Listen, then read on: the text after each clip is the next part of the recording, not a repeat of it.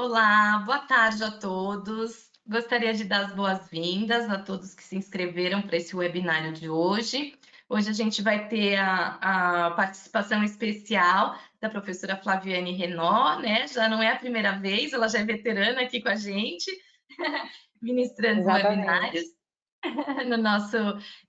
no nosso cronograma aí de cursos. Queria agradecer em nome da Coolzer, viu, pela tua parceria, por ter aceito o nosso convite, pela disponibilidade do teu tempo. E queria deixar alguns recadinhos para as pessoas que estão participando com a gente. Alguns já participam sempre, né? E estão me ouvindo falar as mesmas coisas todas as quartas-feiras, mas eu preciso repetir porque sempre tem alguém que não que está participando pela primeira vez. Então, eu queria deixar alguns recados importantes. O primeiro deles é que esse curso ele é gravado, tá? Então, a partir de amanhã, quem se inscreveu e não conseguiu acessar agora ao vivo, vai receber pelo e-mail um link de acesso e a partir da semana que vem, esse webinário ele vai estar disponível no canal da Coolzer lá no YouTube, tá? Então, essa é a primeira informação que eu queria passar. A segunda informação é que os participantes ficam todos com o microfone desligado, tá? A gente faz isso para evitar ruído, interferência e prejudicar aí o nosso entendimento da aula, mas a gente gostaria, né? A gente pede a participação de todo mundo, fica muito feliz se vocês quiserem fazer as suas perguntas. Então, aqui vocês têm um menu aí do lado direito, tem um campo de perguntas, e aí nesse campo de perguntas vocês podem deixar as perguntas, os comentários que vocês quiserem, e aí eu combinei com a professora Flaviane que durante o decorrer da aula, à medida que as perguntas chegarem, eu vou transmitindo para ela e ela já vai respondendo para facilitar e para deixar a aula um pouquinho mais dinâmica, tá bom? Então, se vocês tiverem dúvida, nem adianta tentar falar, mas vocês escrevem aí no campinho de perguntas, que aí eu vou transmitir para a professora Flaviane, tá bom? Então, acho que agora os recadinhos foram dados, né? A gente vai dar início aí ao webinário de hoje. O nosso foco, o tema foco hoje é a otimização, né, das moldagens com silicone de adição.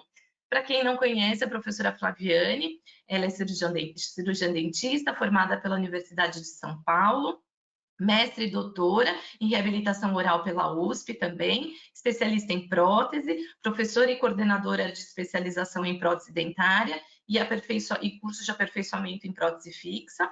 Tem 20 anos aí de experiência, né, clínica, e dentre esses 20 anos, 15 deles ela atua como protesista na clínica particular.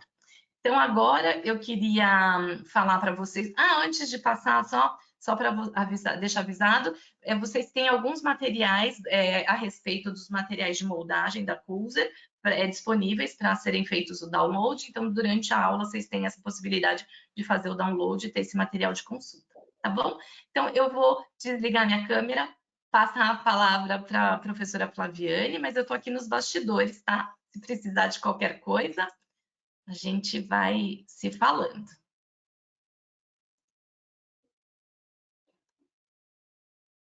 Prontinho. Vamos lá. Deixa eu colocar aqui para vocês. Bom, hoje é com muita honra que falo desse momento do trabalho da prótese, que é tão ainda difícil para alguns, né? E talvez tenham algumas dificuldades, que é o ato da moldagem, né? Esse momento da moldagem. Existem muitas dúvidas a respeito, eu vejo isso nos meus cursos, tanto profissionais já há um tempo formados, quanto aqueles que estão recentes aí ingressando na profissão. Então, é com muita alegria que eu falo desse tema hoje com vocês. Bom, deixa eu passar aqui para o próximo slide. Bom, a Patrícia já me apresentou aí brilhantemente, então não preciso me alongar muito com isso. Quem quiser me encontrar, mandar alguma mensagem para mim com alguma dúvida a respeito do tema ou de outros temas relacionados à prótese, deixei aqui meus links, né, de contato para vocês poderem acessar aí os materiais que eu divulgo a respeito do meu trabalho. enquanto profissional e enquanto professora.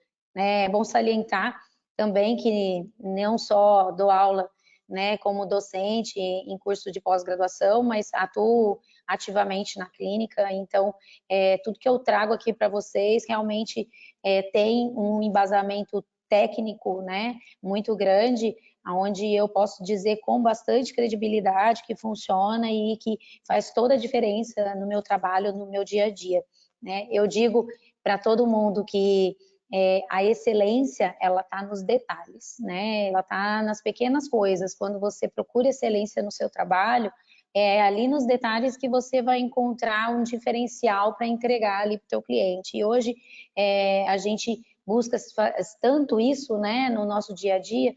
Então cabe salientar algumas coisas muito importantes a respeito dessa etapa tão, né, delicada no trabalho protético. Bom, não consigo falar de moldagem sem trazer alguns conceitos, né? Só para vocês, para contextualizar o nosso assunto. Então, na verdade, a moldagem ela é um conjunto de operações, ela não é simplesmente um ato de levar um material até a boca do paciente, né? Ela requer muito mais que isso, né? Existe um preparo de tudo que consiste nessa reprodução desses detalhes, e principalmente quando a gente fala de moldagem, de próteses fixas sobre dentes, né, que são estruturas extremamente delicadas, né, momentos muito delicados do trabalho. Então, eu não tenho que me preocupar apenas com a reprodução dos tecidos dentais, a gente tem que se preocupar com a reprodução de tudo aquilo que se encontra em torno daquela área que vai receber o trabalho protético.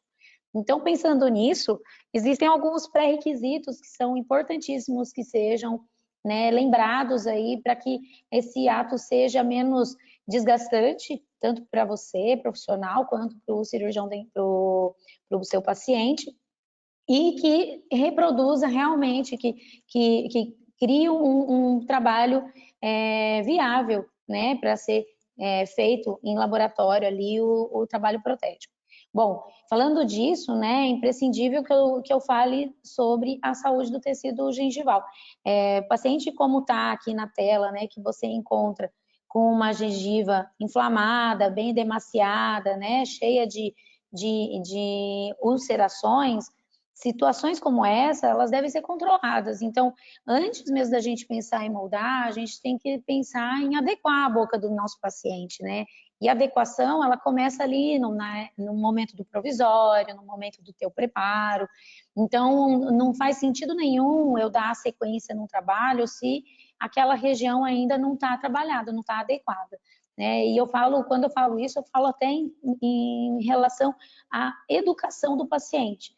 A gente começa já o trabalho protético educando o paciente, né? Reensinando algumas coisas para ele. Os pacientes, eles acabam perdendo um pouco do hábito do cuidar, né? E é tão importante não só para o final, né, quando o trabalho já está pronto, mas no inteirinho do trabalho, né? Até para a gente entender o comprometimento do paciente com o tratamento que você vai executar. O controle de umidade, né, de saliva, dos fluidos bucais, é muito importante também, né? Então você já vai desde o início do tratamento, já entendendo como funciona, né, o fluxo de saliva do paciente, né, como é o manejo com esse paciente, né? Cada pessoa tem uma forma de lidar diferente, a gente não tem uma receita de bolo para isso. Então, existem necessidades específicas para cada um. Lógico, a gente tem vários recursos para fazer esse controle de saliva, né? Então, nem vou me alongar muito contra isso. Um afastamento gengival adequado, né? Existem várias formas da gente efetuar um bom afastamento gengival. Vou falar bastante sobre isso, porque é algo muito importante quando a gente pensa em moldar uma prótese sobre dente, né? O afastamento gengival ele faz toda a diferença na visualização do seu preparo.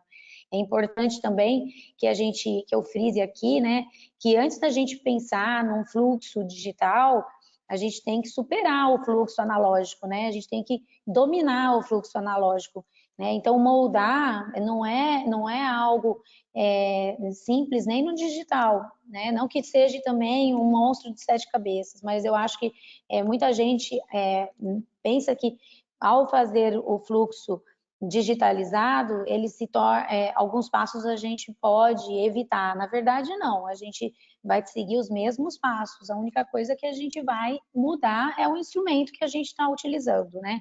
Então, todas essas etapas que eu estou passando, ela serviria para qualquer fluxo, né? Seja o digital ou analógico. E no analógico é muito mais delicado. Bom, a extensão do preparo, né? Se eu tenho um preparo que não está bem acabado, né, como está aqui nessa foto na parte superior do vídeo, eu não consigo imprimir algo diferente disso, né? Eu vejo muitos alunos meus preocupados em ter uma boa impressão na moldagem, mas se o preparo não está bom, a impressão também não vai estar boa. Então é importante ter um preparo bem executado, bem acabado, com uma extensão adequada para aquela finalidade, né? Se é uma coroa, se é um laminado, eu tenho que permitir visualidade, né? Visualização, né? Isso lá no laboratório, ele é requerido pelo técnico, ele não tem a boca do paciente, ele tem um modelo. E nesse modelo ele tem que estar, tal como a boca, bem, né, visível, o preparo. E um término, tal como também bem executado, né? Polido, né? Adequado para aquele fim. E o que eu espero desse molde, né? No final de tudo isso, eu espero uma reprodução precisa, eu não só de dentes, mas dos tecidos adjacentes também. E quando eu falo os tecidos adjacentes, né? Se eu estou falando aí de prótese fixa, eu falo de mucosa, né? Que consiste no perfil de emergência do dente, que está ali em volta o periodonto, gengiva, né? Tudo aquilo que vai dar o contorno do meu trabalho. Então, às vezes eu mando um molde super lindo para o laboratório e ele vaza o gesso, troquela e tira toda aquela gengiva. Qual que é a referência que ele vai ter depois para fazer o zenith e o perfil de emergência desse elemento? Quase nenhum. Então, eu tenho que ter uma reprodução precisa, o meu laboratório tem que respeitar esse desenho, né, dessa mucosa, para que o trabalho final seja coerente com aquilo que eu planejei, né? E, logicamente, ter ausência de rasgamentos, bolhas, né? Ele tem que estar inteiro, né? Caso haja alguma bolha, muitas delas eu requer uma repetição, né? Desse ato da moldagem. Vocês vejam, nesse trabalho que está sendo mostrado no vídeo, eu tenho o leve imprimindo toda a área basal do trabalho, né? A parte, né, de gengiva, de contorno de preparo. Então, isso tudo tem que estar bem visível para que o laboratório futuramente consiga trabalhar ali e executar o seu trabalho protético. Bom, quando eu vou falar de moldagem, eu não posso eliminar essa etapa do afastamento gengival. Eu só não vou executar o afastamento gengival caso o paciente, esse preparo seja supragengival, né? Daí eu não tenho por que fazer esse afastamento, porque o preparo está exposto, está visível. Infelizmente, né, raramente a gente faz um preparo supra, né? Porque existe uma exigência estética muito grande dos nossos pacientes desse término estar escondido, né? É muito mais uma exigência do paciente do que nossa, né? Porque pensando num término supra, eu tenho um término com mais acessibilidade para fazer os atos, né? Os procedimentos protéticos. Eu tenho um término onde o paciente consegue acessar para fazer a escovação, né? No trabalho já concretizado. Então, nesse caso, um término supra seria um término mais higiênico. Porém, ele expõe uma área que às vezes o paciente não quer ver, né? Que é um dente mais escurecido, né? E normalmente o dente que está exposto, ele tem um manchamento superficial maior do que o laminado, do que aquela cerâmica, né? Do trabalho definitivo. Então, muitas vezes a gente está trabalhando em áreas escondidas, né? Ou ao nível gengival, ou subgengivais. Então, eu preciso realmente efetuar um afastamento gengival que seja efetivo. E para isso a gente tem vários recursos. Eu quero, pensando nessa otimização da moldagem, né, que é o objetivo principal aqui da minha aula, é um dos momentos muito importantes desse trabalho, né? Lembrando que se eu vou fazer um afastamento gengival, eu tenho que ter uma gengiva saudável, né? Aquela gengiva com ulceração, machucada, às vezes você fez o preparo naquele momento, já quer moldar, e no preparo houve alguma ulceração, Então, talvez seja o momento de você abortar essa etapa, né, e passar para uma outra consulta. Mas pensando aí num tecido já saudável, eu posso utilizar desses recursos que eu vou apresentar para vocês. Quando que eu vou usar um hemostático, né? Um produto químico que vai efetuar esse afastamento. Quando eu tenho uma dificuldade para realmente conseguir esse resultado do afastamento. Só que o hemostático sozinho ele não significa nada. Então, na maioria das vezes, a gente tem que utilizar esse recurso com algum aplicador desse hemostático, né? Um fio afastador, né? Ou um produto, uma pasta adstringente. Bom, dentro dos hemostáticos que a gente tem no mercado hoje, né? Eu tenho aí a epinefrina, que é um vasoconstritor, né? Hoje a gente usa muito pouco na prótese, porque ela se torna um pouco perigosa, em certo aspecto, por conta de uma ação muito efetiva dessa vasoconstrição, né? E pode ser, se o cirurgião dentista se perde nessa etapa, né? Deixa mais tempo do que o devido esse produto em contato com a gengiva, pode ter uma contração, uma retração ali definitiva daquele tecido, né? Então, é um produto que a gente usa com bastante cautela. E também por conta de promover uma alteração vascular, né? Então, é um produto que, assim, é indicado, mas não é tão utilizado. Além dela, existem os líquidos adstringentes, soluções adstringentes, que são soluções à base de alguns sais que promovem essa contração, né? Que não é uma vasoconstrição, mas essa é uma contração desse tecido. Então, tem o sulfato de alumínio, o cloreto de alumínio e o sulfato férrico.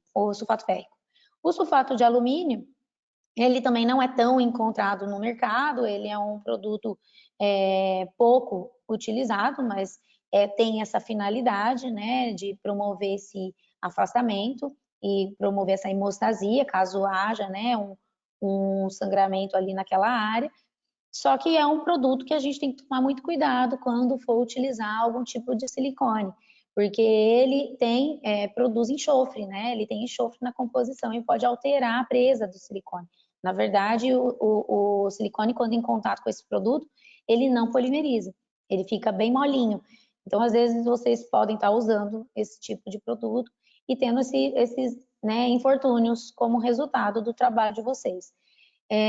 O cloreto de alumínio já é uma substância muito comum dentre os hemostáticos que a gente utiliza, né? Na maioria das marcas são à base de cloreto de alumínio. Não que ele não ofereça risco ao material de moldagem, mas ele tem menos interação. É sempre importante salientar que quando for utilizar esse tipo de recurso, fazer uma boa lavagem da área, né, e secagem antes de fazer o ato da moldagem, para evitar qualquer interação.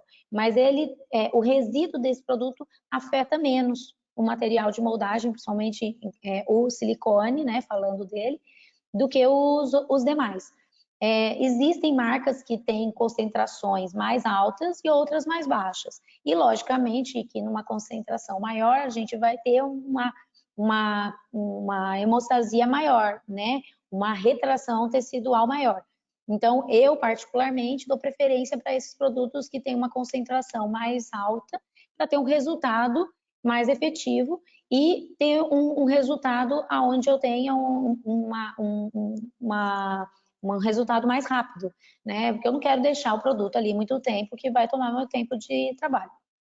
O sulfato férrico é um produto muito efetivo, ele é excelente para promover hemostasia, só que ele tem, além do enxofre, né, do sulfato, ele tem o ferro que pigmenta o tecido gengival. Então, é um produto que eu evito bastante. Só se tiver realmente algum sangramento na área que eu estou trabalhando, que aí eu precise de um produto que tenha uma efetividade maior, aí eu utilizo esse produto para fazer essa hemostasia. Caso contrário, um cloreto de alumínio numa concentração aí 25%, ele já me resolve bem essa situação. Bom, além do recurso químico, né, como um afastamento para o afastamento gengival, eu tenho também os mecânicos, né, que seriam os fios retratores, né, os fios de algodão, e o casquete, né, que nada mais é do que uma moldeira individual para o dente. Né? Dos fios retratores, existem alguns detalhes que são bem importantes e que não são de conhecimento geral. Eu vejo uma dificuldade entre nos meus cursos, com os meus alunos, deles entenderem, né, a importância de você selecionar um bom fio retrator, né, para cada situação. Então, não adianta você ter um modelo só, né? Você tem que ter vários, porque cada condição de cada paciente requer um tipo de fio. E aí eu quero apresentar para vocês alguns diferenciais desses fios, né? Para que eu vou utilizar esse recurso de afastamento gengival com o fio, por exemplo? Primeiro, para ter mais acesso ao preparo, né? E falando disso, né? Com isso, eu vou prevenir alguns danos, né? Algumas lesões, principalmente quando eu estiver refinando o meu preparo, naquela finalização, né? E sempre quando a gente vai moldar, um retoquezinho a gente sempre dá ali no término. E é inevitável você encostar na gengiva, principalmente se esse término estiver subgengival. Então, quando eu utilizo o fio retrator, eu evito esse contato da broca com o tecido, né, adjacente à área de preparo, porque ele vai estar empurrando esse tecido para longe do cavo superficial do meu término. Então, ele ajuda nesse processo. Ele expõe as áreas cervicais para moldagem, né, com o mesmo propósito ali de expor o término para eu fazer um bom preparo. Ele expõe também para a gente ter acesso, né, para o material de moldagem conseguir imprimir, ou o scanner, né, se for o caso de utilizar um scanner para fazer o escaneamento também, né, tal como o material de moldagem para imprimir, o scanner precisa ler, né, então esse tecido precisa ser afastado daquela margem do preparo. E fazer um controle de umidade também, principalmente quando a gente está falando aí de uma moldagem, né? Na maioria dos produtos de moldagem, os materiais, eles não combinam com água, né? Quando eu falo de silicone, principalmente, todos são hidrofóbicos. Então, se eu tiver umidade, qualquer tipo de umidade, vai afetar, né, diretamente esse ato da moldagem. Então, eu preciso deixar essa área bem sequinha, para que o material imprima o melhor daquela região. Além de tudo isso, né, dessas indicações, eu tenho também uma preocupação muito grande com a espessura desse fio. Né? A gente sabe que o suco gengival de cada paciente tem uma profundidade, né? Apesar de que na literatura a gente tem uma média, né, que vai até 0,69 milímetros, né? Só que existem pacientes que têm já uma perda de gengiva inserida, né? E aí a gente encontra quase zero de suco.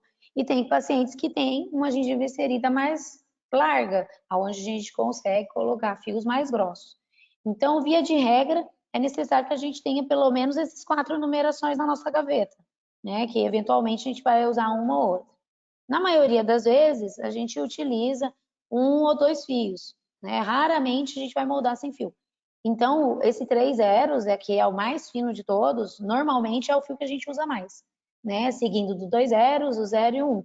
Existem numerações até 4, né? Não são todas as marcas, mas existe numeração até 4.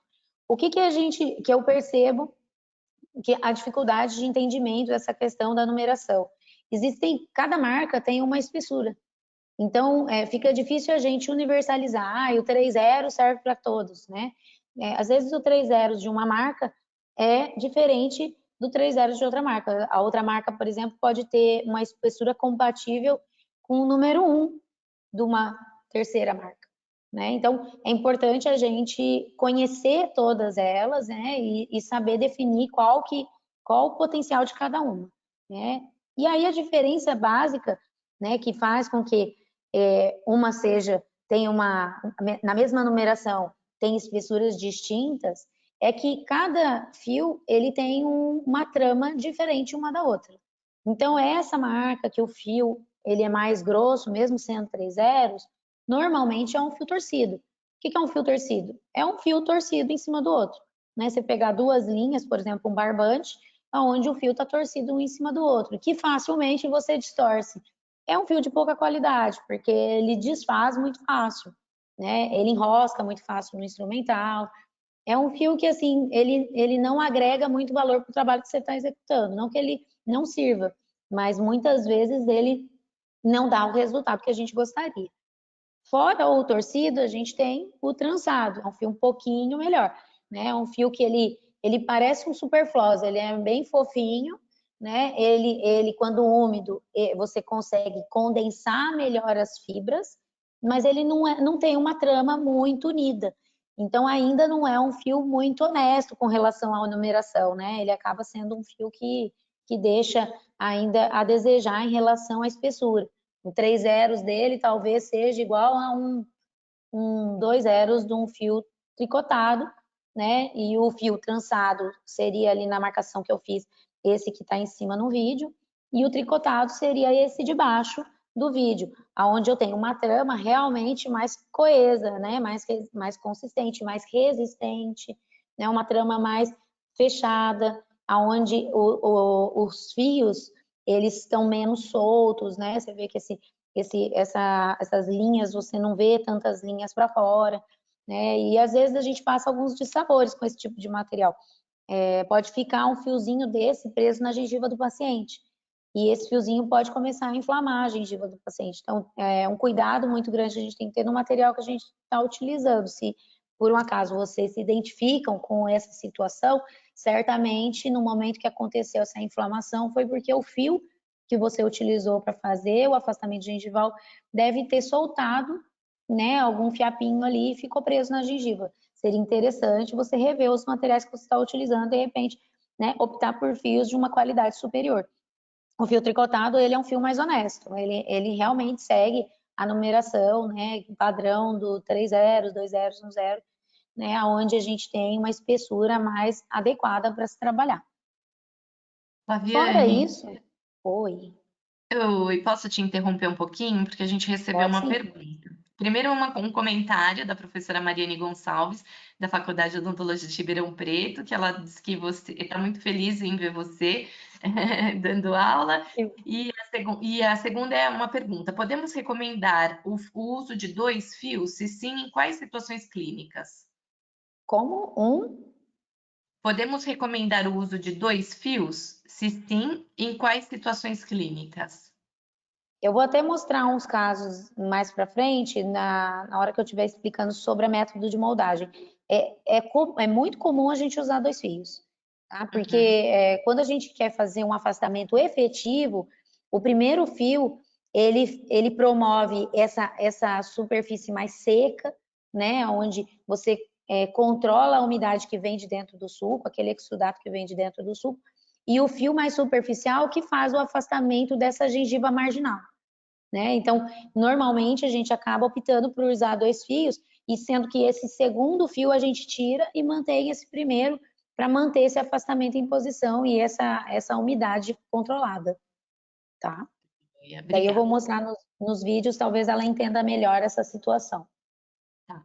Bom, seguindo o conteúdo, existem também, né, a necessidade para fazer, efetuar esses afastamentos gengivais, uma importância muito grande você ter uns instrumentais adequados. É uma briga muito grande que eu tenho com meus alunos, porque você não ter instrumental, você está boicotando o seu próprio trabalho, né? Então, é importante que você tenha um instrumental e um bom instrumental, né? É que nem eu tentar fazer um preparo com uma broca sem diamante, né? É ficar ali perdendo muito tempo executando algo que talvez você ganhasse tempo fazendo com o material adequado. Então, existem espátulas específicas para isso, né? São as espátulas de inserção de fios. O que é importante observar nessas espátulas quando vocês forem, né, adquirir? Ela tem que ser muito fina. Existem marcas muito boas, né, que têm elas numa espessura bem adequada para isso, para que você não prejudique esse tecido, né, não provoque nenhuma lesão na hora de fazer a inserção desse fio e que faça realmente o afastamento efetivo e não promovendo, né, machucados ali naquela área. Então, o que é interessante dessa espátula, que eu sempre saliento para meus alunos, que eles falam, mas eu tenho uma espátula aqui de resina que é super fina.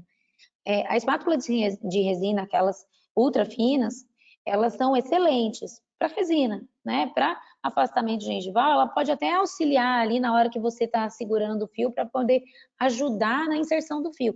mas a espátula de inserção, ela tem uma angulação diferente. Ela, além de ter a angulação da espátula de resina, ela tem mais uma volta, o que facilita em contornos mais distantes, né? Por exemplo, no segundo molar superior, eu acessar melhor aquela região.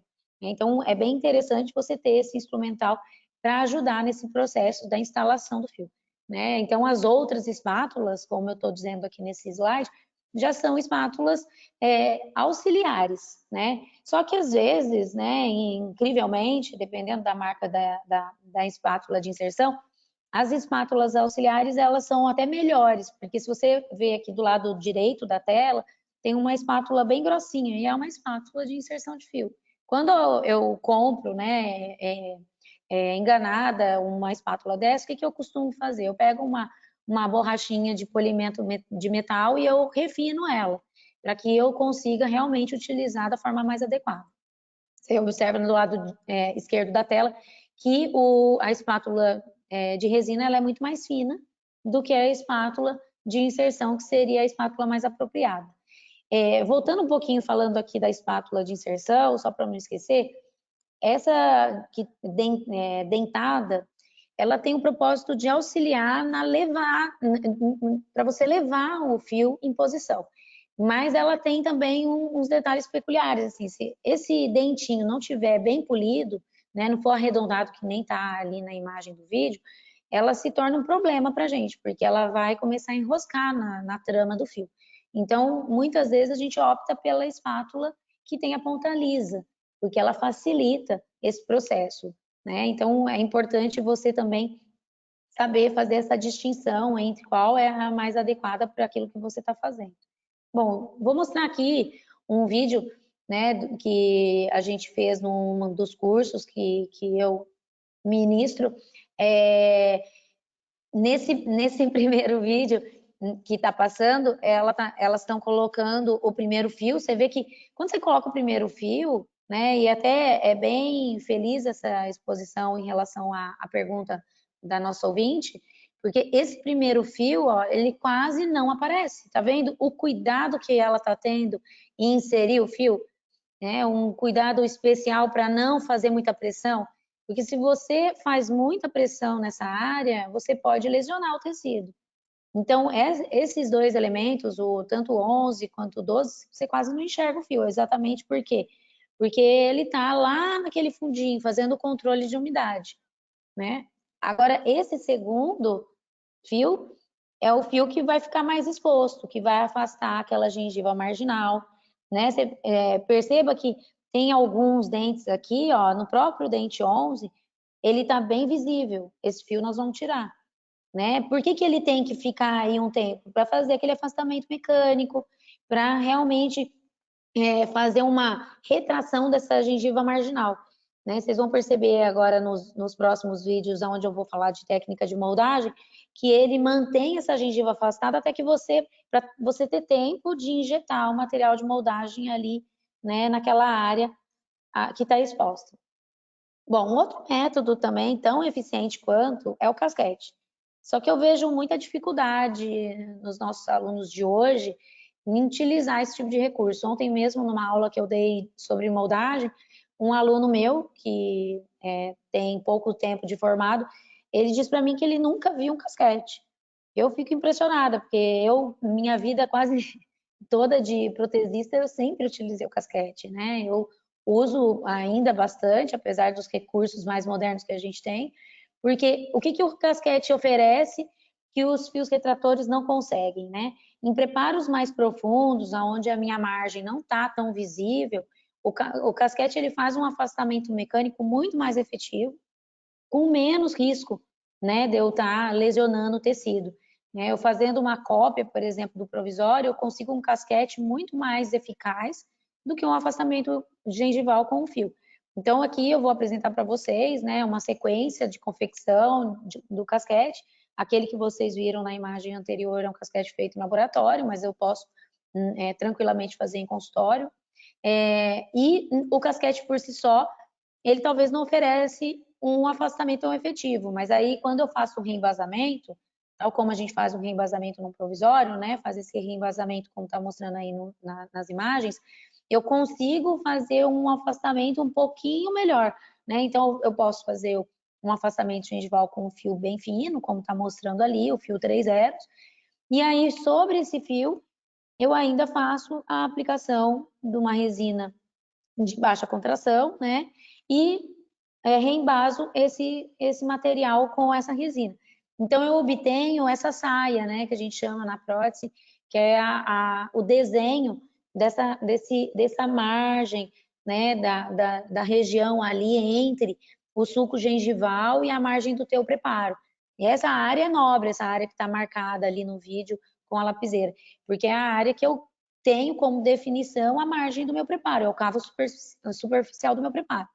E ela que vai promover aquele afastamento da gengiva marginal, né, no lugar do fio retrator, por exemplo. Só que eu não posso deixar que ela saia toda, então eu vou remover tanto o excesso externo, né, como está mostrando na foto ali do meio, como o excesso interno, para ter passividade desse casquete. Esse casquete ele não pode entrar que nem um provisório, ele tem que permitir um espaço suficiente para o material de moldagem, né? E vale lembrar que se ele estiver muito apertadinho, tal como uma moldeira, se você seleciona uma moldeira muito justa, ele acaba rasgando na hora da remoção. Então tem que deixar, né, dentro dessa cavidade do casquete bastante espaço para o material de moldagem, só que ele tem que estar bem adaptado lá no término, que é onde eu quero fazer esse afastamento. Então, no final de tudo isso, eu vou ter um casquete como esse, né? Praticamente com o desenho de um provisório nessa margem, só que na parte interna com um espaço superior, né? E adaptado na boca. Muitas vezes, na hora que a gente está segurando o casquete ali em posição, como está ali na imagem, só que fazendo uma pressão, ele faz até uma isquemia no tecido. É isso que eu gostaria, para poder empurrar o material de moldagem lá para dentro do sulco. Esse seria um segundo recurso. E ainda, né, eu tenho os métodos mecânico-químicos, aonde eu agrego, né, tanto o método mecânico quanto o químico, usando eles juntos. Então, eu uso o fio impregnado com hemostático, né, que é a forma mais efetiva de eu estar utilizando hemostático, ou pastas adstringentes, são pastas que ela tem uma textura um pouco mais firme que o gel, né, e aí ela faz um afastamento superficial ali. Ela faria, vamos dizer, que o efeito do segundo fio. Tá? Ela não consegue fazer um afastamento efetivo tão grandioso quanto o uso de 2 fios, por exemplo, mas ela pode ser utilizada no lugar do segundo fio para fazer aquele efeito de afastamento marginal. Nesse caso, ela é bem efetiva. Só que ela não é tão rígida. Então, é um material que depois, para remover, a gente joga uma água, ela remove facilmente. Bom, não posso falar de tudo isso sem falar dos materiais, né? E características que eu espero muito desses materiais de moldagem, né, são essas que eu estou apresentando aqui no vídeo. Eu vou ressaltar algumas que são muito importantes, né? Como, por exemplo, fácil manuseio, né? O material ele tem que ter uma fluidez, uma consistência adequada, não só para escoar sobre aquele preparo, mas também para imprimir os detalhes anatômicos daquela área. Se o material for muito rígido, ele não vai copiar aqueles detalhes do teu preparo, né? Ele tem que ser bem elástico, porque pense você, ele tem que sair dali de dentro da boca, né? Fora os dentes que você preparou, que logicamente eles são preparos expulsivos, mas os elementos que não foram preparados, eles têm um equador protético, onde tem uma retenção. Então, para o material ser removido, ele tem que ter elasticidade. Só que ele tem que ter elasticidade e ele tem que ter uma certa resistência para voltar à posição anterior, né? Ele não pode esticar e ficar. Ele tem que esticar e voltar, né? Então, ele tem que ter uma certa resistência para poder ter esse retorno. Ele tem que ser um material compatível, né? E com uma boa estabilidade dimensional, né? Quando a gente fala, por exemplo, de um alginato, o alginato tem que vazar rapidamente após a moldagem. Já um silicone, ele me dá até 15 dias de tempo para você poder ter a versatilidade de enviar esse trabalho para o laboratório, para laboratórios fora da tua área, né? Onde você tenha, de repente, um serviço mais adequado para aquilo que você está oferecendo para o teu cliente. Bom, o silicone, né, eu gosto de colocar formulinha, às vezes, nas minhas aulas, por quê? É para justificar por que que ele é tão interessante, né, o silicone de adição. Por que que a gente usa, eu falo para meus alunos, moldagem definitiva é silicone de adição, não tem negociação, né? Por que que eu procuro utilizar um material de excelência? Porque esse material, ele não tem subproduto, né? Quando eu faço a adição entre os siloxanos, né, eu crio uma molécula maior, né, que é o polisiloxano, que ele não gera um subproduto. Por exemplo, o alginato gera água, o silicone de condensação gera o álcool, o silicone de adição não gera nada. E o fato dele não gerar nada garante a estabilidade estrutural desse material. Então, eu garanto que ele não vai deteriorar tão rapidamente. Então, o que que eu tenho de vantagens, né, quando eu falo do silicone de adição especificamente? Ele tem uma boa estabilidade, como eu acabei de dizer para vocês.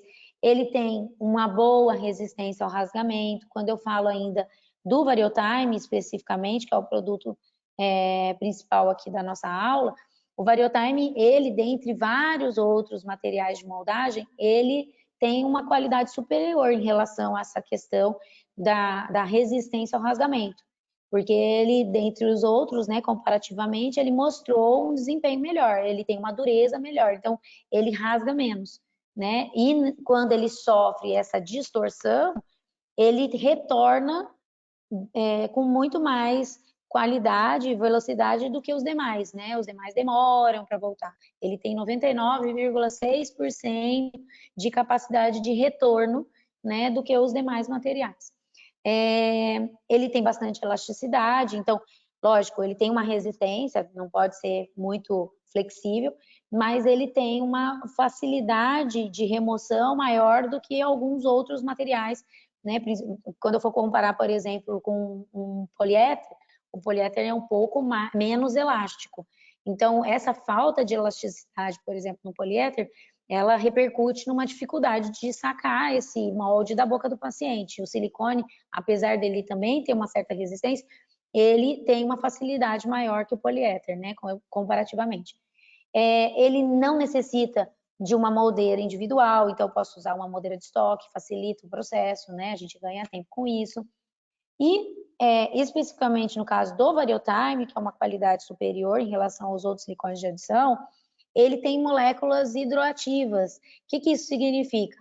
Que mesmo na presença de alguma umidade, lógico que eu não posso, né, tá nadando na saliva ali, mas se tiver alguma umidade, ele vai copiar aquelas estruturas, porque ele tem essas moléculas hidroativas que garantem uma certa hidrofilia do silicone, porque o silicone, por natureza, ele é hidrofóbico. Mas o Variotime, pela presença dessas moléculas hidroativas, ele garante uma cópia melhor, mesmo estando com um pouco de umidade na região onde ele está sendo, está imprimindo, né? Então, isso é uma vantagem enorme frente aos outros silicones no mercado. Como desvantagem, né, o que eu posso dizer? O silicone em si, dos materiais de moldagem, é um dos materiais mais onerosos, né? Então, o custo mais alto, mas eu falo que custo-benefício, né? A gente tem um benefício superior, que garante o que a gente supera em relação ao custo. Um detalhe muito importante é que o silicone, ele precisa, de adição, ele precisa ter uma espera de 30 minutos para ser feito o vazamento do gesso, até 1 hora, dependendo da marca. Isso é um detalhe muito importante, porque se o silicone se você vazar esse molde logo que você moldou, o material ainda está em retorno, né, dessa elasticidade, dessa deformação que ele sofreu na hora que ele saiu da boca do paciente, e aí ele pode deformar o teu modelo, né? Então é importante esperar esse tempo de 30 minutos para que ele retorne à posição dele, né? Ele volte ao formato original, que é o formato ali da área que ele modelou.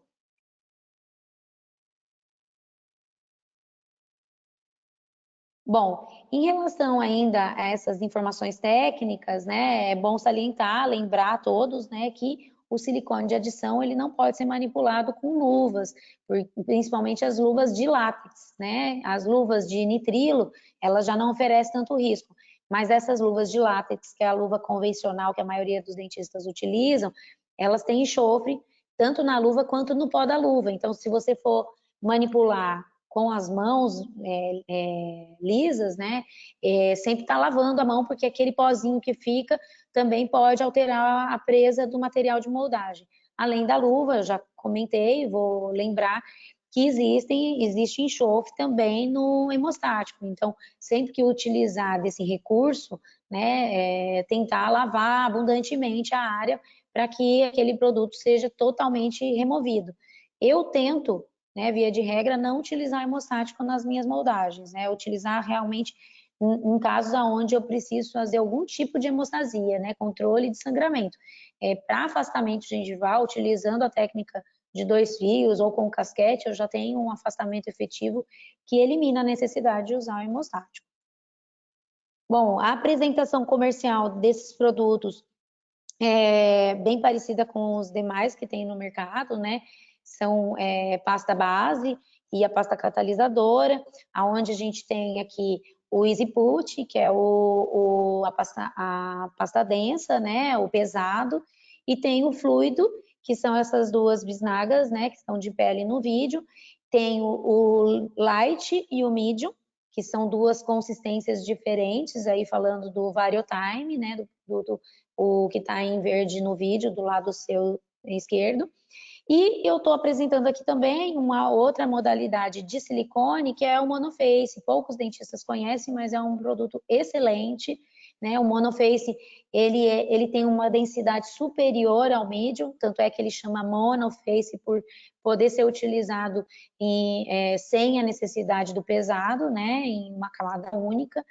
Eu utilizo ele muito quando eu quero moldar com casquete, ou usar no lugar hoje do que eu usaria, por exemplo, um poliéter, né, para moldagem, por exemplo, de prótese total ou prótese removível. Eu gosto bastante desse material. Ele é denso, então ele tem uma densidade maior, então para regiões onde eu preciso fazer um afastamento tecidual maior, ele me garante esse afastamento, né? E quando eu preciso imprimir mais detalhes do meu preparo, né? Quando, por exemplo, fazer uma moldagem de laminado, eu já gosto de usar o fluido de densidade light, né? Que é um fluido mais fino, que garante uma fluidez melhor nesses detalhes anatômicos do meu preparo. Bom, quando que eu vou escolher fazer uma técnica em passo único ou em passo duplo, né? Depende do propósito do teu trabalho. Então, eu gosto de falar para os alunos que tanto um quanto o outro é aceitável. Né? Uma vez eu ouvi de um laboratório que, doutora, o teu trabalho não vai ficar bom porque você moldou tudo junto, né? O leve e o pesado, e assim não dá certo. Na verdade, ele tem e não tem razão. Né? Quando eu moldo em 2 passos, eu garanto uma fidelidade de cópia, de refino melhor. Isso eu até concordo com o técnico, mas não significa que está errado, tá? Então, eu posso moldar em passo único para minimizar o tempo ali de operação, né? Mas exige um pouco mais de cuidado, porque em passo único eu tenho que ter um controle tanto do pesado quanto do leve. Quando que eu vou usar o passo único? Em casos onde eu tenho implantes que eu tenho que transferir, né? Quando eu tenho on-lace, in-lace, porque daí não faz muito sentido eu fazer em 2 etapas, né? Também posso moldar para coroas, laminados, nada impede. E quando eu vou moldar em 2 passos? Basicamente para coroas e laminados, né? São sequências que eu utilizo bastante, principalmente laminados, porque são preparos mais finos, mais delicados. Bom, primeira etapa desse processo é a seleção da moldeira, né? Numa segunda etapa, eu vou precisar fazer um alívio, se eu for moldar em 2 passos. Então, o alívio ele pode ser feito de diversas formas. A gente tem várias técnicas aí que são sugeridas, depende de cada filosofia. Eu gosto muito da técnica onde a gente usa o papel filme, que é um material que a gente tem no consultório corriqueiramente. Então, eu pego uma folhinha só, bem fininha, e coloco sobre a superfície do dente do paciente. Por que eu não coloco na moldeira direto? Porque na moldeira, às vezes, eu vou fazer alívio em áreas que não são interessantes, como, por exemplo, palato, né, região de mucosa. Aqui eu vou fazer o alívio nas áreas de interesse mesmo, que são os dentes que foram preparados, alguns dentes que estão ali naquela arcada. Então, vai ficar um espaçador bem fino, não vai ficar um espaçamento muito grande. E também garante uma menor quantidade depois de uso de material de leve, né? O momento da moldagem é esse que eu estou apresentando aqui para vocês. Eu gosto bastante de utilizar o afastador bucal, você vê que facilita, né? Eu posso fazer esse momento sozinha, não preciso de auxiliar. E ele sai, quando a gente tira a moldeira de posição, ele sai junto com o molde. Então, você já vê ali todo o afastamento, né? Até no fim da aula, se der tempo, eu mostro para vocês. Quando a gente não usa um espaçamento até o fim, ó, você vê que o trabalho era até canino, mas eu aliviei até molar. Se eu não alivio até essas áreas mais posteriores, o que pode acontecer? Na hora de retornar essa moldeira para a boca do paciente, eu ter dificuldade de assentamento. E aí causa um desnível entre o leve, né, e o pesado que está ali na tua moldeira. Se você não colocar o leve em toda a área, né, chapeável, eu perco alinhamento entre os dois níveis. Então, é importante eu fazer alívio em todas as áreas, não só na área realmente que vai ser executado o trabalho. Eu posso fazer o alívio mecanicamente, né? Ali eu estou simulando, que eu já tinha tirado boa parte daquela região de flanco, então posso fazer esse alívio mecanicamente. É importante tirar essas retenções, porque machuca bastante o paciente e cria dificuldade na instalação novamente da moldeirinha na cavidade bucal. Eu faço também alívio no palato para permitir o escoamento do leve e não ficar escoando tanto material lá no palato mole do paciente. Então, eu tiro um excesso ali do palato também.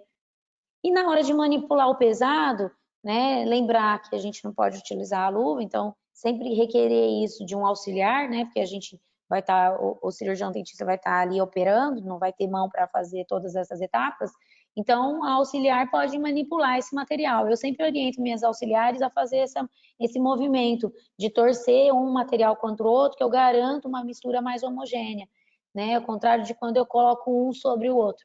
E sempre tentar fazer com os dedos, nunca com a palma da mão, porque a palma da mão está muito quente e pode acelerar a presa desse material.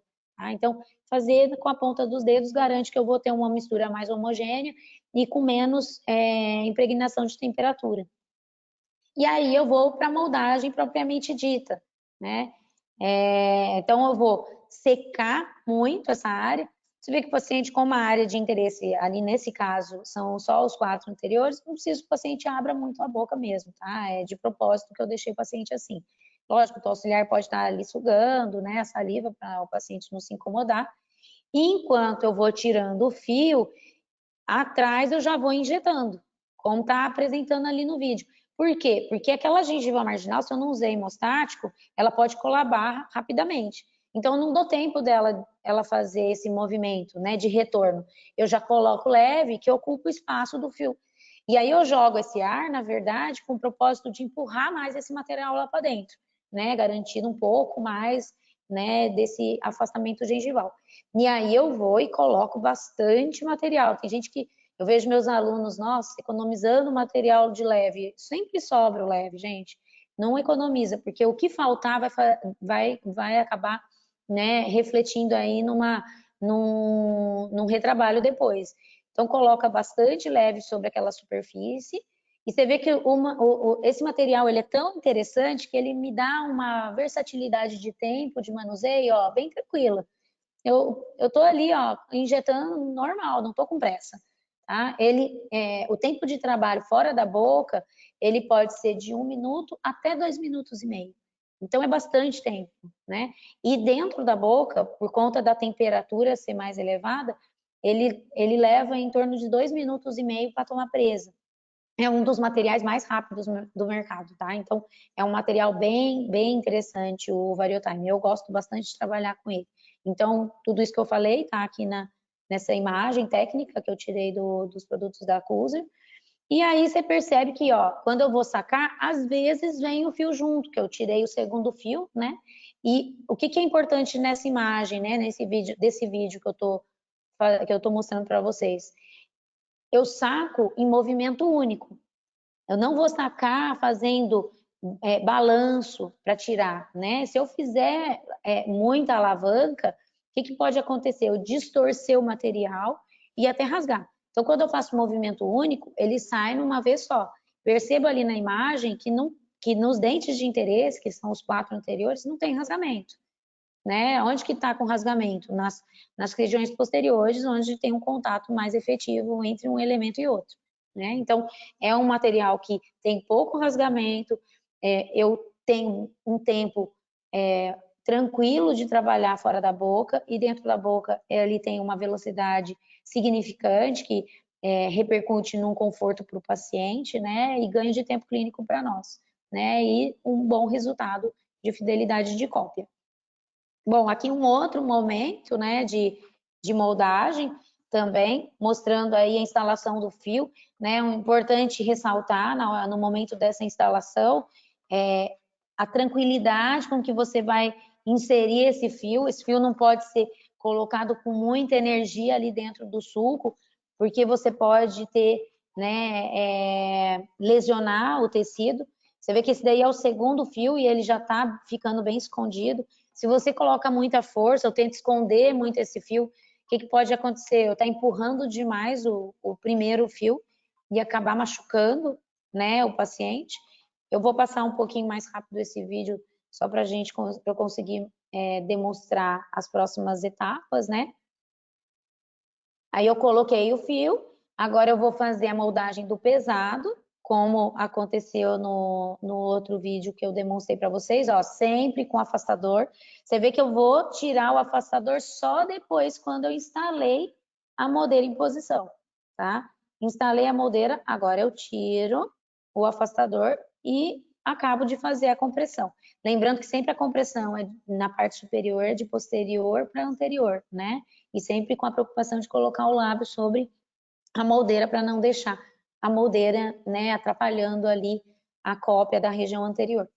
Bom, aí, feito isso, eu vou tirar esse alívio, né, e vou injetar agora o leve. O que é importante também lembrar, né, antes de você dispensar o leve ali na área de trabalho, dispensar ele fora da boca, para garantir que essa mistura vai ser uma mistura homogênea, porque às vezes aquela primeira saidinha do leve, ela não sai tão misturadinha. É importante a gente garantir, né, tirando o excesso primeiro e depois você vai injetar realmente lá na cavidade bucal.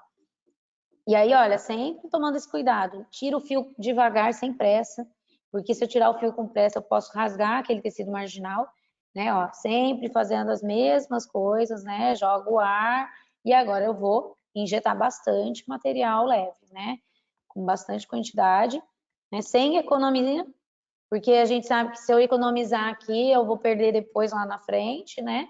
Já tive várias situações onde faltou material e tive que repetir. E o modelo final, né? Você observa aqui que é um caso de laminado de 10 elementos.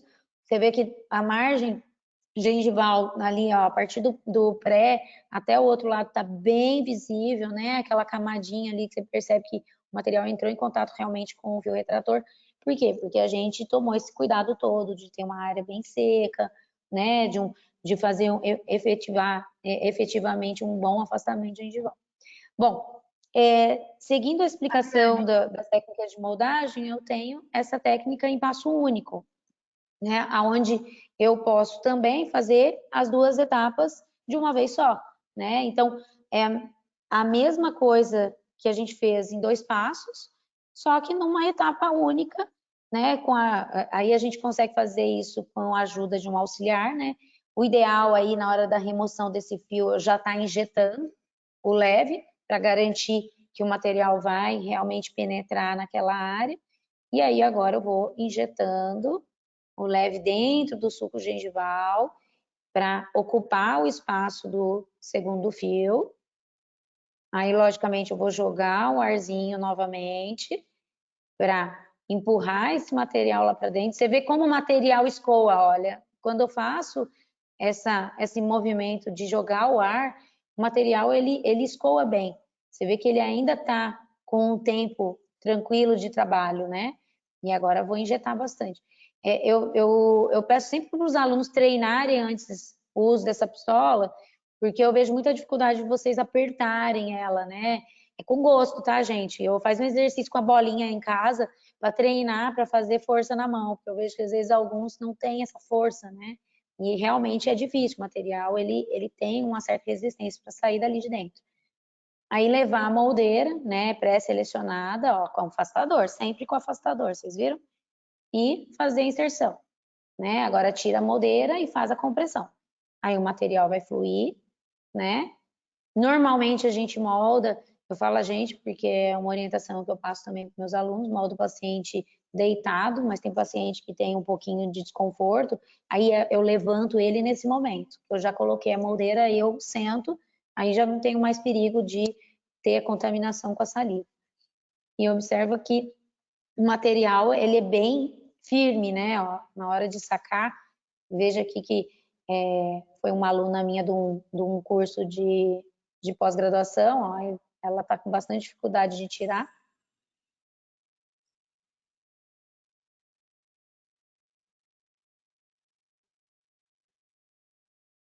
E aí eu tento remover para ela, criando, né, tirando aquela pressão do material, ó, mas sempre tirar de uma vez só, ó. E nesse caso veio o fio. O único problema de quando vem o fiozinho é que você tem que tomar cuidado na remoção desse fio, né? Eu sempre oriento os alunos a não tentar puxar, né? Corta o fio e deixa ali aquele fio que está mais preso, porque na hora que você puxa, o risco de você rasgar aquela margem ali é muito grande, aí você perde toda aquela fidelidade, né, de cópia ali daquele termo. Então, corta o fio e manda para o laboratório, não tem problema nenhum ele vazar o gesso em cima daquele fio. Tá? Ou ele, com muito cuidado, ele vai remover para que aquilo não se rasgue, tá? Bom, agora eu vou Flaviane, mostrar... Oi? oi, tem dois comentários, tá me ouvindo? Tá, tô, agora eu tô. Tá. Tem dois comentáriozinhos, os dois são do Lázaro, na verdade. Uma é sobre a Tá. moldagem de casquete, que ele disse que ele usava sempre o Permelastic, mas só que como o adesivo sumiu do mercado, ele não usa mais. Eu até falei para ele sobre o uso do Variotime Monophase, que é uma das indicações, e aí tem o adesivo universal. E tem uma Isso. pergunta que ele coloca que vi que você usou o fluido, né? Imagino que seja o fluido primeiro na boca e depois na moldeira. O ideal não seria ser o contrário? Colocar na Ah, moldeira e primeiro depois... na moldeira e depois lá em boca. Assim, olha, são diferentes filosofias. Eu concordo com ele porque existem algumas filosofias, eu gosto de falar filosofia porque é de escola para escola, que prefere colocar o fluido primeiro na moldeira e depois na boca do paciente. O que eu acredito? Quando eu coloco na boca do paciente, eu garanto que aquele material realmente está bem fluido e eu já consigo fazer toda a etapa da moldagem com leve com muito mais garantia do que quando eu ponho primeiro na moldeira e depois eu vou pôr para a boca. Por que alguns preferem colocar na moldeira primeiro? Por conta da temperatura, né? Porque fora de boca tá 22 graus Celsius, né? E dentro da boca tá em torno de 35, 36 graus. Então, logicamente, o material que está dentro da boca vai tomar presa mais rápido do que o que vai na moldeira. Mas nesse caso é indiferente, tá? No meu normal eu faço assim, eu coloco primeiro em boca, depois na moldeira. Mas eu não tiro a razão dele. Normalmente a maioria faz ao contrário. E tem mais uma, tem gente que gosta de colocar o fluido de densidade média na moldeira e o de densidade light, né, que é o mais leve, né, que é o mais fino, em boca. Aí vai de cada um. Eu tenho bons resultados fazendo dessa forma, por isso que eu não mudei, mas concordo com ele. E com relação ao casquete, né, hoje eu só moldo com casquete com monoface. Eu não uso mais nenhum outro material. O que eu usava antes era o poliéter. A mercaptana, que é o que ele comentou, do Permelastic, eu usava na época da faculdade, eu gostava bastante também. Mas o que ele falou é real, faz muito tempo que não existe o adesivo. Até quando eu dei aula eu dei aula na Federal aqui em Florianópolis, e a gente usava muito permelastic para moldagem da área basal da prótese total. E a gente usava um adesivo de borracha, que não era um adesivo odontológico, porque a gente não encontrava esse adesivo mais no mercado. Até a gente eliminar totalmente, né, esse material dos nossos momentos de moldagem. Mas realmente é uma pena, porque eu gostava bastante, só o cheiro dele que era muito ruim, né? E aí os pacientes tinham bastante dificuldade de aceitação. Bom, creio que eu tenha respondido. Se ficar alguma dúvida, pode me perguntar novamente.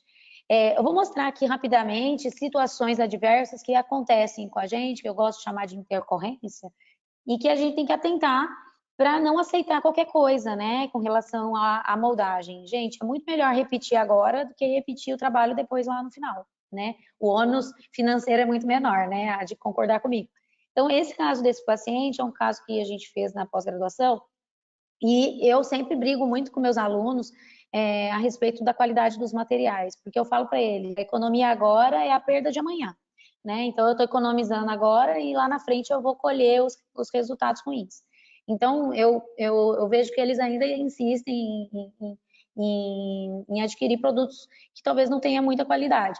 E aí, o que acontece com esses produtos? Às vezes, a gente obtém moldagens com muita irregularidade ou pouco confiáveis, né? E nesse caso aqui, especificamente, elas moldaram, né, essa primeira etapa, vou passar um pouquinho mais rápido, para dar tempo para a gente, e aí elas conseguiram obter, né, a fase do pesado. Aqui não tem muito segredo, né, porque eu vou refinar depois com leve, né, que é um material de refino, e aí na hora de fazer o refinamento, foi a hora que a gente encontrou um pouquinho mais de dificuldade. Observe que a gente fez em 2 passos, aí ela só acomodou o primeiro fio ali que tinha saído e agora ela vai tirar o segundo fio.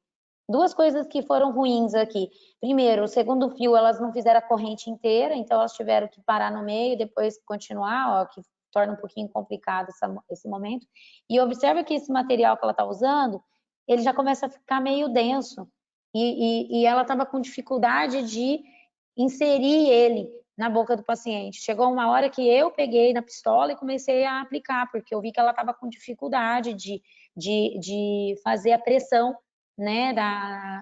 E olha que na hora que ele joga o ar, a diferença desse material para o Variotime, né? Ó, ele não espalha, ele não, o que me garante que ele realmente entrou lá dentro? E quanto mais que ele imprimir os detalhes anatômicos do trabalho.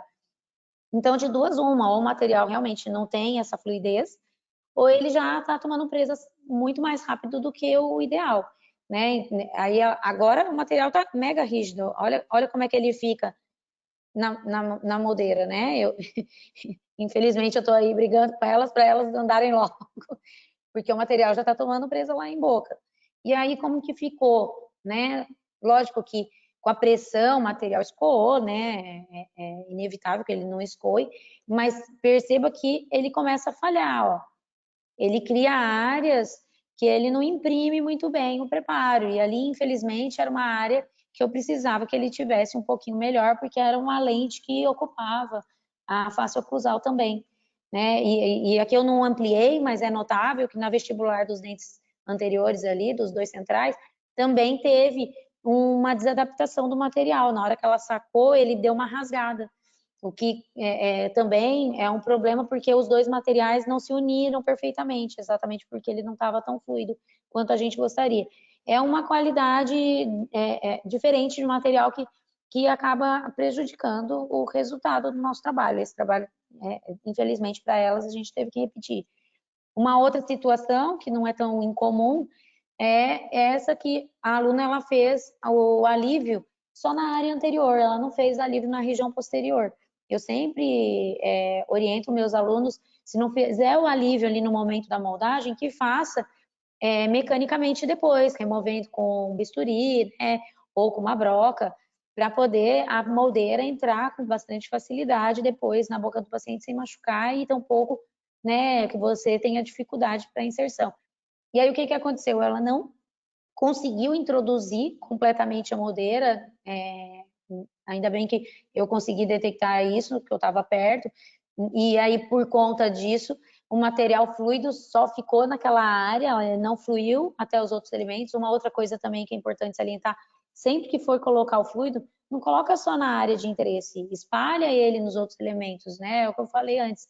Não economiza, porque ela economizou agora o material e teve que montar de novo, né? E aí sim, ela colocou mais material, né? Tirou as retenções do pesado, né? E aí ela conseguiu realmente colocar a moldeira em posição da forma mais adequada.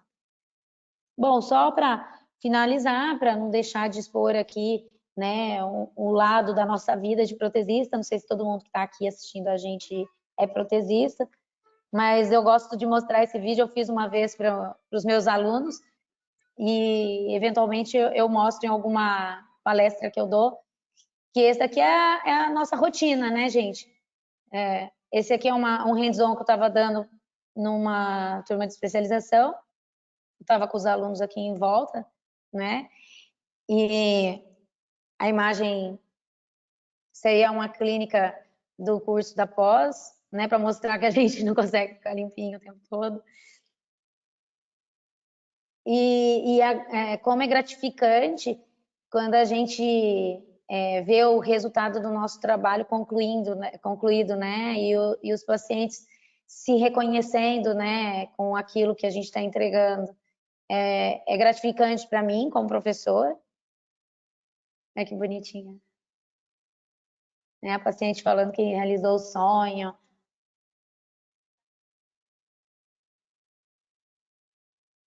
A gente só vai ter resultados de excelência se a gente se preocupar nos detalhes, né? São nos detalhes que a gente encontra aí os melhores resultados.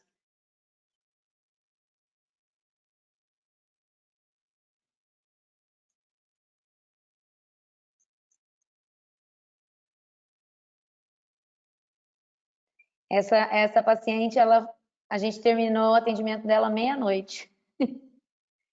Tamanho foi o tempo de operação. Não é um caso de prótese fixa, logicamente, mas olha o que a gente consegue com uma boa moldagem, né?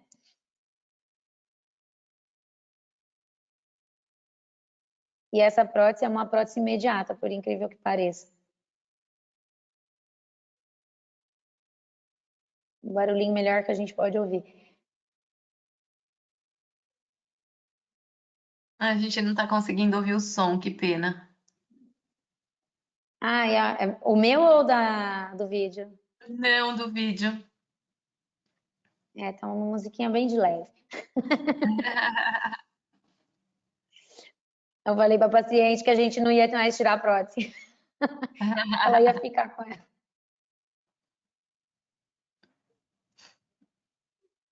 Ai, que bonitinha. Essas coisas são muito gratificantes para nós, né? Eu fico bem feliz de entregar trabalhos tão significantes para eles. E não é sempre que a gente consegue, né, enaltecer a beleza dos nossos pacientes, mas quando a gente pode, com certeza a gente vai entregar, né? E a maior felicidade nossa é a felicidade deles.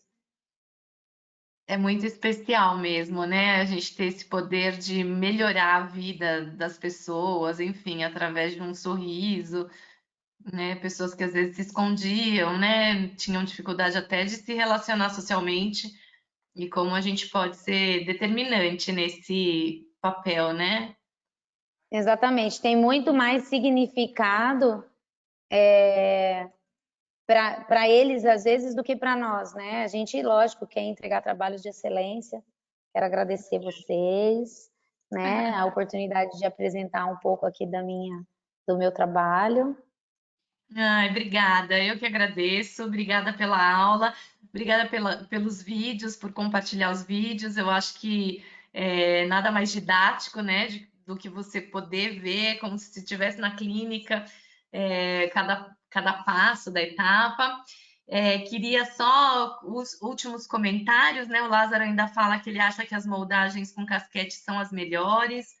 A Eu Mariane. concordo, mas os meus alunos resistem tanto, Lázaro, que eles era que todos ouvissem você. Espero que eles vejam esse vídeo depois, tá? Que bom, tomara que sim. Tomara. E aí, a professora Mariane está também te parabenizando pelos casos clínicos bonitos. Obrigada pela Querida, aula ó, excelente. Mariane, saudades. Bom, eu queria me despedir, agradecer de novo a todos que estão aqui conosco, agradecer você, Flaviane, pela aula, super gostosa, super didática e leve.